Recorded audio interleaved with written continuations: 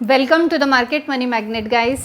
आज है इस वीडियो में हम बात करने वाले हैं शेयर मार्केट में। हम सब जानते हैं जब लॉन्ग टर्म इन्वेस्टमेंट के पर्पस से भी हम स्टॉक्स में इन्वेस्ट करते हैं तो हमारा एक इंटेंशन होता है हमेशा कि हमें कुछ इनकम वहाँ से रिसीव हो ताकि हम और इन्वेस्टमेंट को हमारे बढ़ा सके, साथ ही साथ एक तो हम घर खर्च या कुछ खर्च भी निकाल सकें। तो ऐसे में हमारे पास एक बेस्ट वे होता है, वो होता है डिविडेंड स्टॉक्स। अगर हम हमारे पोर्टफोलियो में अच्छे डिविडेंड स्टॉक्स रखते हैं तो डेफिनेटली हम ये सोच सकते हैं यहाँ पे कि हमें एक अच्छा एक पैसिव इनकम जो है जनरेट करते आएगा। अब इसके लिए हमारे पास होना चाहिए बेस्ट डिविडेंड स्टॉक। तो आज के वीडियो में हम 5 ऐसे स्टॉक्स देखेंगे जो कि बढ़िया डिविडेंड पे करते हैं और फंडामेंटली भी काफ़ी साउंड हमें देखने को मिलते हैं। तो आज जो वीडियो है, इस वीडियो में हम जो 5 डिविडेंड स्टॉक देखने वाले हैं, इनके सबके डिविडेंड यील्ड जो है ये मोर देन 4% से ज़्यादा के हम देख रहे हैं। आई मीन 5%, 6% एंड मैक्सिमम 9% तक का डिविडेंड देने वाले स्टॉक भी इस लिस्ट में आपको देखने को मिलेंगे। तो ये 5 स्टॉक जो हैं इनके बारे में हम सारी डिटेल देखेंगे। यहाँ पे मैं बाय या सेल का रिकमेंडेशन नहीं दे रही हूँ, ये वीडियो स्टडी पर्पस के लिए है।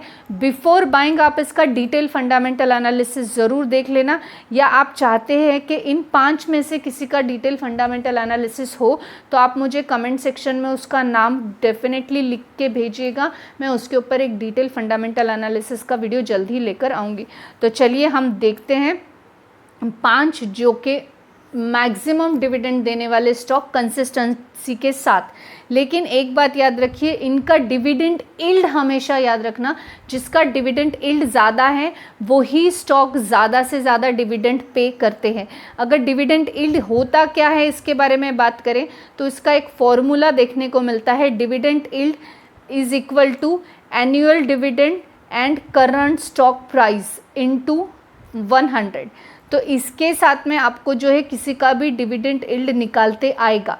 जो करंट डिविडेंड यील्ड होता है किसी भी स्टॉक का, तो current dividend yield suppose to भी किसी स्टॉक का 3% का है। यहाँ पे आप देख सकते 3.87 है और इन्वेस्टमेंट आपकी 10,000 रुपीज़ के आसपास है स्टॉक में, तो एक्सपेक्टेडली जो डिविडेंड जनरेट होगा 380 रुपीज़ पर ईयर होगा। डिविडेंड यील्ड के हिसाब से हम बात कर रहे हैं, तो डिविडेंड यील्ड ज़्यादा होना चाहिए। तो आज हम ऐसे 5 स्टॉक देखेंगे जिनका dividend yield maximum 9%, minimum 5 to 4% तक के भी देखने को मिलता है। तो चलिए देखते हैं इस लिस्ट में हमारा पहला स्टॉक कौन सा है। इस लिस्ट में जो हमारा सबसे पहला स्टॉक है वो है कैस्ट्रॉल इंडिया लिमिटेड। अब कैस्ट्रॉल इंडिया लिमिटेड का मार्केट कैप करीबन 20,000 के आसपास देखने को मिलता है और इसका डिविडेंड यील्ड जो है ये 4.09% का है और कंसिस्टेंसी से डिविडेंड देने के लिए ये स्टॉक जो है हमें फेमस देखने को मिलता है। फेस वैल्यू 5 का है, यानी आने वाले समय में हमें जो है स्प्लिट का बेनिफिट मिलेगा। स्टॉक पी की अगर हम बात करें तो स्टॉक पी 21 का है और ROC 55 का देखने को मिलता है और ROE 41 का, which is one of the good point. Petronski score के हिसाब से ये स्टॉक लॉन्ग टर्म के लिए परफेक्ट बैठता हुआ हमें देखने को मिलता है और डेप्ट ये स्टॉक पे बहुत कम, यानी 82 करोड़ का ही देखने को मिल रहा है, जबकि डेप्ट टू इक्विटी रेशियो 0.04 का है।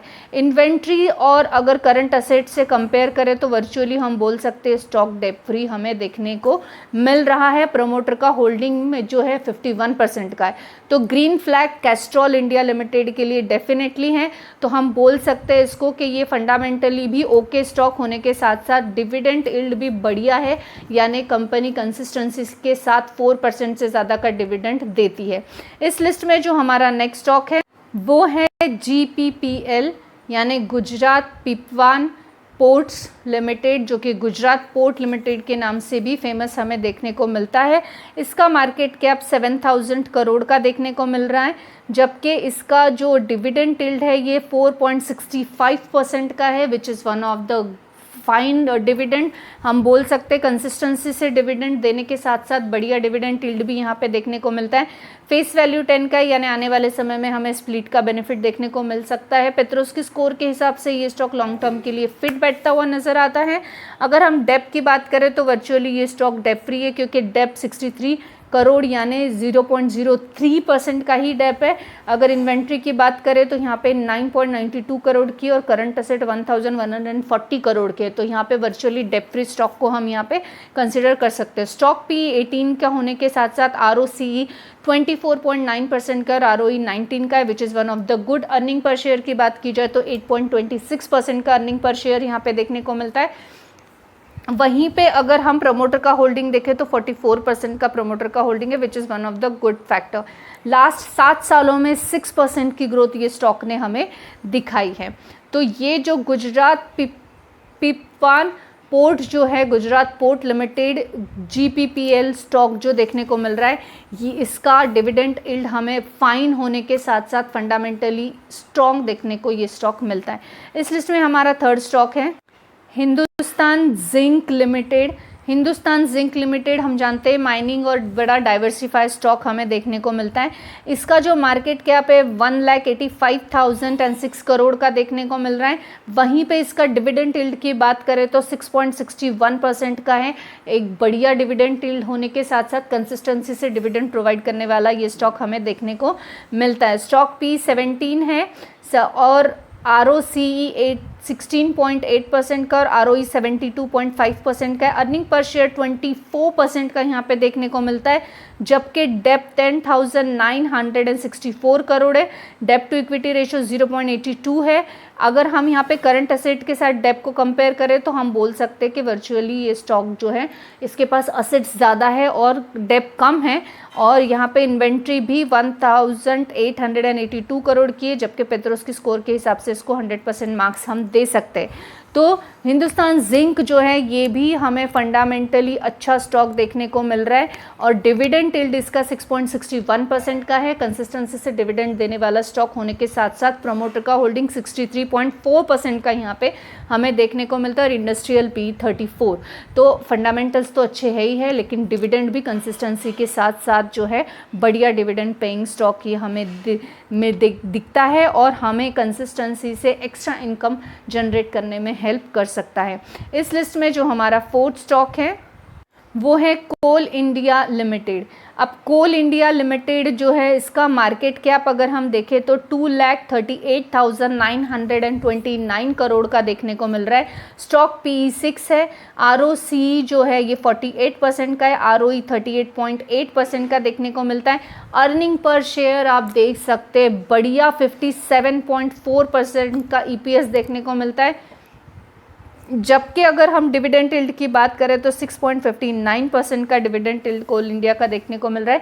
फेस वैल्यू 10 का है, यानी आने वाले समय में हम इसमें स्प्लिट का बेनिफिट एंजॉय कर सकते हैं। डेप की बात करें तो 9,146 करोड़ का डेप है, जबकि debt to equity ratio 96,193 crore के करंट असेट्स है और डेप टू इक्विटी रेशियो 0.09 का देखने को मिलता है। पेट्रोस्की स्कोर के हिसाब से ये लॉन्ग टर्म के लिए फिट नहीं बैठता है।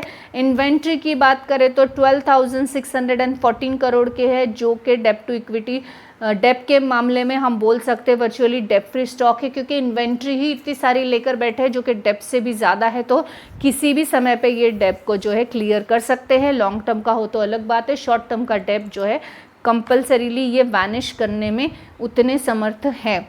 तो ये कोल इंडिया लिमिटेड भी हमें एक स्टॉक दिखता है जो कि बहुत बढ़िया डिविडेंड देने के साथ साथ कंसिस्टेंसी से डिविडेंड पे करता है।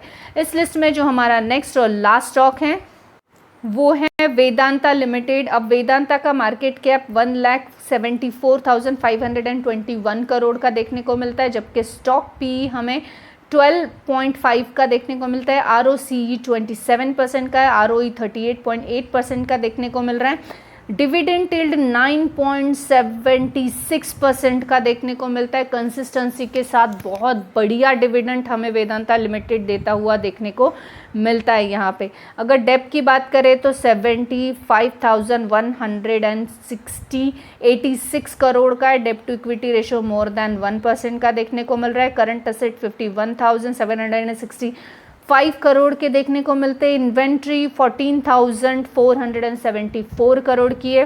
पेट्रोस की स्कोर के हिसाब से स्टॉक लॉन्ग टर्म के लिए फिट बैठता हुआ देखने को मिलता है। अर्निंग पर शेयर की बात की जाए तो 38.3% का EPS हमें यहाँ पे स्टॉक का देखने को मिलता है। तो वेदांता लिमिटेड जो है ये कंसिस्टेंसी के साथ साथ बहुत बढ़िया डिविडेंड देने वाला एक स्टॉक यहाँ पे हमें देखने को मिल रहा है। ये जो 5 स्टॉक हमने देखे जिनके डिविडेंड यील्ड बहुत बढ़िया थे और कंसिस्टेंसी के साथ डिविडेंड देने वाले स्टॉक है, साथ ही साथ फंडामेंटली साउंड स्टॉक्स देखने को मिले। ये सभी स्टॉक्स जो है आपको हेल्प कर सकते हैं आपके लॉन्ग टर्म इन्वेस्टमेंट में एक पैसिव इनकम जनरेट करने में, ताकि आपको इन्वेस्टमेंट करने में ज़्यादा मुश्किल ना आए, परेशानी ना आए और आपके पास एक पैसिव इनकम जनरेट होता रहे। This information is only for the education purpose. I am not giving any recommendation here. I hope this information is informative for you. Thanks for watching.